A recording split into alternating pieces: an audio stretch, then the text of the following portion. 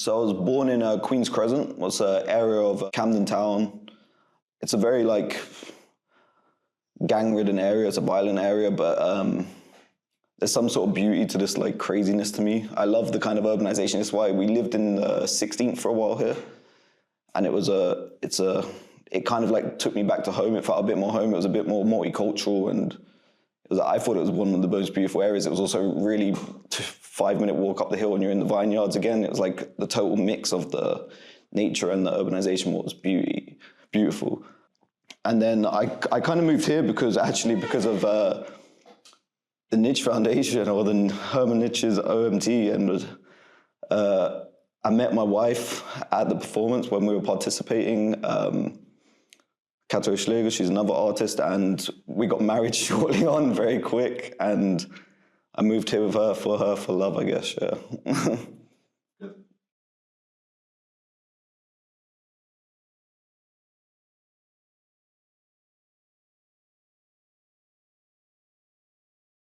It's funny, so like my first ever meeting or understanding or knowing Nitsch, I actually met him when I was very young, when my dad put on an exhibition in London. I don't remember it. I was 5, I think. And he put on I think Nitsch's first London or English show. At the same time, my dad was writing an essay on Nitsch, and around our house we were just like surrounded with the works of Nitsch printed everywhere, like while it was there. So it was kind of this crazy thing as a 5-year-old coming home and seeing like these like mutilated corpses or these kind of like bloody images. What to a young kid is quite disturbing without like knowing it as art. And it wasn't until later that my dad actually told us to stop us actually being scared, me and my sister being scared of it. Was like, he told us that this is art, this is art, like enjoy it for what it is. So after that, it was kind of coming home as a kid and like eating cereal and watching cartoons surrounded by images of Nitsch everywhere was like a strange thing. When I was like in my young 20s, we started, me, my father and my sister started going to Things Fest. He started taking us to Things Fest, where I met Nitsch and I met the rest of the OMT lot and the whole, the whole Nitsch circle. It was quite a beautiful thing. Especially at that age, I think it was very important for me to like meet everyone and you experience it, and you kind of like had these late night feasts where you were like staying up all night and drinking and enjoying, and it was kind of like this like freedom from life for a moment, I feel, in that. Nitsch's work, again, it's originally I was really in love with all of his illustrations when I was young, because I studied illustration and graphic design. I was really like, I loved his illustrative work and his actionistic work as well. I loved it, and it wasn't then when I knew so much about the big performance.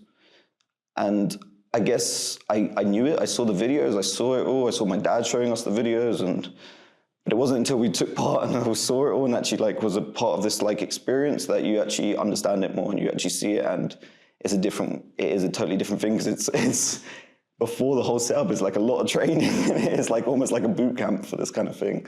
But yeah, I think his works have inspired me a lot. It also, strangely enough, because I used to do graffiti as a kid, and it's kind of like, the drips always reminded me as a kid of the graffiti. Well, it was a funny thing, because this was the first thing I experienced of drips, was spray painting all the time. We used to do like vandal spray painting. Well, it wasn't to do like a thing, we just loved to like spray paint over anything and just cover things with like spray paint, just for the idea of making a bit of mess and destruction, what kind of is in its own way actionistic, and it's kind of strange, and it's this whole thing of like some sort of destruction and something happening, and it's beautiful.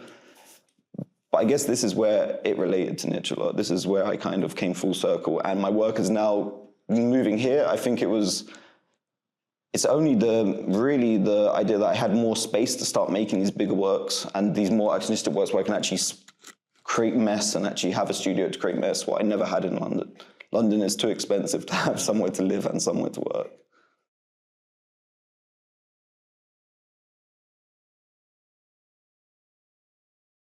It's funny because there's this whole thing of like being an artist, and I don't know when it really like, it's a blurry line of when you really start or anything or take anything serious, because ever since I was young, I always made. It didn't matter what it was, I was always creating. I was a musician, I make music as well, but when I was younger, I went through phases of just making music for years, then I would go through phases of just painting, creating. I created a lot of miniature sets for like small music videos and productions. I worked for a a children's arts charity. It was my first job when I was 17, I think, or 18, where I created sets for them and painted and done all this stuff. And it wasn't until I was probably about 25 when I started actually really painting. And even then it was still a lot more illustrative. Illustrative, but kind of like not so fine detail. I never kind of worked with fine detail. I like to create mess still. I always like to work with the kind of unknown and the accidents and the beautiful accidents, or whatever you call them. And then when I moved here and I actually had the space and had the time and the freedom in London, you don't really have the time. You work, but you don't really ever have enough money to have the time. It's the thing what I always call space-time money, where it's like the three things as an artist you really need. It's always like, you can have two of them, but you always need all three, and it's quite hard to have all three. So there's a book by George Orwell called Keep the Aspidistra Flying. What's about this? It's about a poet who, he wants to write his like main book of work, and he always never has the time when he's working. So he quits his job, and then he never has the money to actually be able to do it. So he's constantly starving, trying to find just a bit of money to eat. And it's this whole back and forth where it's, yeah, it wasn't until I got here and I had the space and I had the freedom to actually create big and actually make bigger works and have some freedom. So I think it's only here where actually, I would say it really started in the last couple of years, the actual pushing it.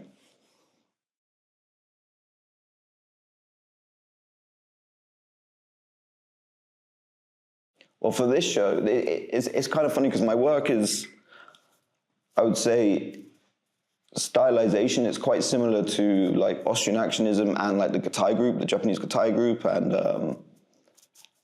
other performance art. What I've done like to create this, because I feel like everything I'm doing here, even if it's not filmed or shown to people, these punching of paintings, what I do, the punch paintings, in a sense, they're all like this performance, but it's like a performance for one. That's quite an interesting thing, or a performance for my wife when she's in the studio with me. And I would say a lot of my work is like encapsulating a moment. It's always like these, like the punches, they encapsulate the punch. These ones what are done with rope splashes are encapsulating this one moment. What it does, it had these found objects, sculptures, what I've done. The kind of everyday throwaway objects you find in the street where people have just left there, but accidentally they're really beautiful. And they will be thrown away that evening, but I would then return home and years later maybe recreate them. And it's like encapsulating this one moment. It's always, I think it's very much about the moment. It's like momental art.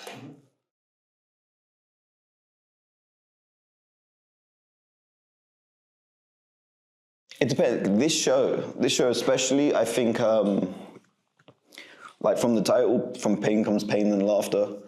I want people to kind of like see it and kind of try and not take life so serious all the time, because we all have pain. Life is pain. Life causes pain, and this is the whole thing. People die, our friends die, our family die, and we have all this pain.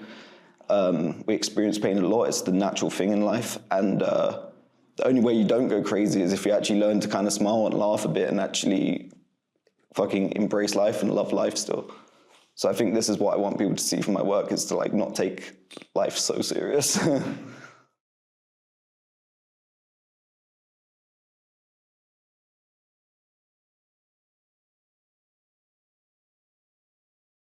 There's one performance what is based on allegory. It's the allegory of the long spoons, which is it's a Jewish allegory originally. And actually, there's also a Chinese allegory called the allegory of the long chopsticks, and I'm not sure which came first.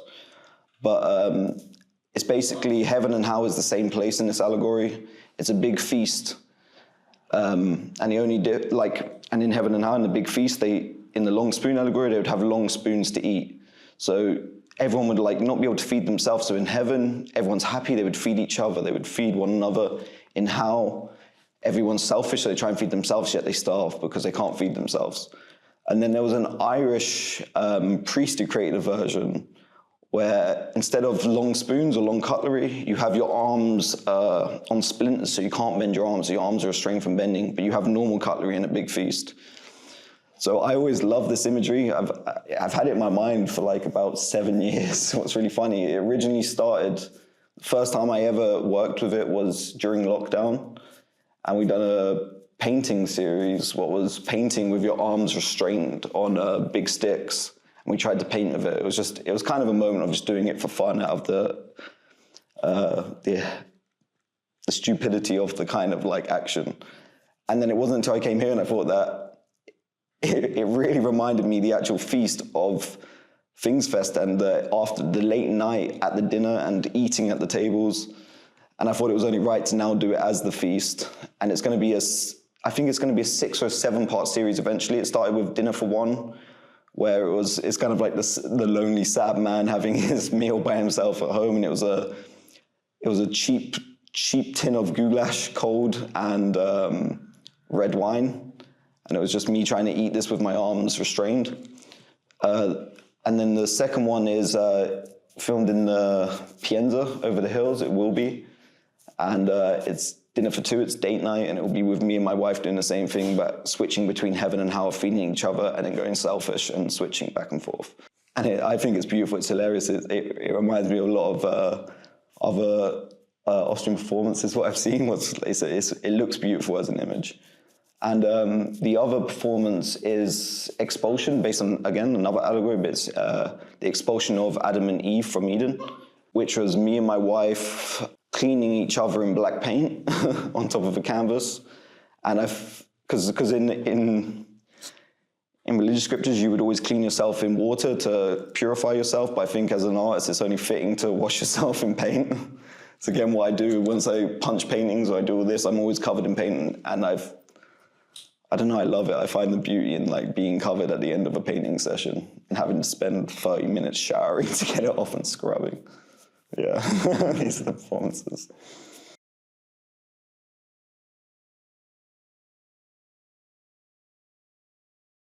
So the artistic process, it's a funny one with my work because I think it's for everyone actually who makes work, but there's like multiple ways you'll always create. Sometimes it's an accident. Sometimes you really conceptualize something and you have this in your head for like years before you actually fulfill it, whether due to like not having enough money or not having the means to create. There's ideas I have what I probably came up with years and years ago what's still yet to be made because I haven't got the time or the money or whatever, or the space or the knowledge of how to create them yet.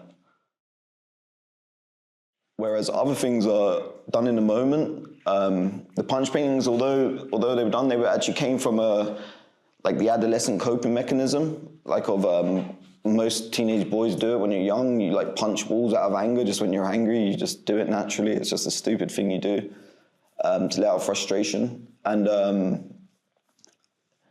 this actually came from this and thinking about it, because I used to do it a lot as a kid. I used to do it until like my knuckles were really just like bleeding, and it was horrible. It was like I used to destroy my knuckles constantly.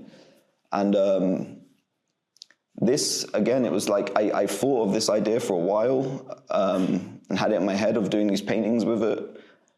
And it wasn't until I got here and I had the space again that I could actually do it, because it creates a lot of mess. But yeah, the process always changes. I think the process always changes. It depends on what I'm doing. If I've created something and it didn't work well, I end up doing stuff like casting my penis and then adding beaks to them and turning them into swans.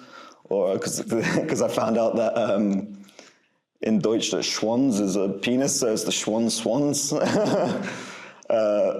And then other stuff like writing a list for a shopping list for the performance of the feast, and then having it lingering around the studio for ages, and then just thinking it looks beautiful as its own piece, and deciding, because a lot of this stuff as well I learned from. I worked for Fiona Banner quite a lot, another English artist, and one thing in her studio what always stuck with me was a sign that says, "Never throw anything away." And this really stuck with me, because you have these things in your studio, what you accidentally do, and they have some beauty to them. And they linger around forever. They linger around, you just don't want to throw them away. You have some weird emotional attachment to them. And these things become pieces in themselves. And it's a total accident piece. Writing a list just for what I need to buy then becomes its own piece of work, because it just has its own beauty to it. So I don't know, the process always changes. It changes a lot. I think it always changes.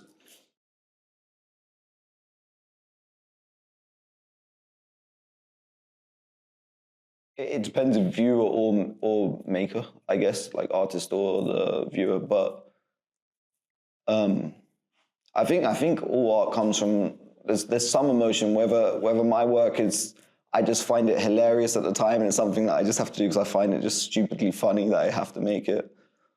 Or, I mean, like some of the punch paintings even, some of them, to me, the idea, what I've got behind them just becomes, there's some sort of dark, stupid humor to it. I don't know why. It's like, I started doing a series of punch paintings of saints, and I thought it was hilarious punching a saint into existence of this like thing, or punching a bouquet, because a bouquet is something that's so fragile, these flowers, yet you're punching them and you're creating bouquets from like a really aggressive act.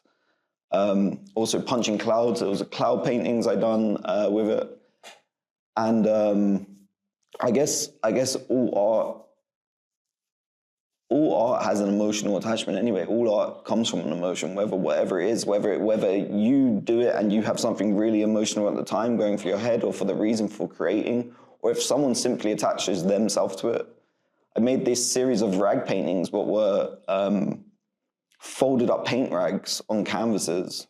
And to me, it came from an old, I can't remember what it was, but there was this old thing I read about. A lot of kings used to fold their rags, their dinner rags, when they were finished with a meal. If they threw on the table, it meant don't clean the table. If they folded them neatly, it meant they were finished and then the people can clean the table. So I started folding them and putting them onto canvases as it's kind of like, this is the painting finished. Because I would paint a painting, rub it off, and then fold the rag up and stick it to it, and it becomes a finished piece of work. The painting is still there, but it's not there anymore. And I always thought of them, yeah, they're nice pieces, never really had that much of an emotional attachment to them. But someone came to my studio and I can't remember who she was a friend of a friend, and she just broke down into tears looking at one of the pieces, what was really bizarre.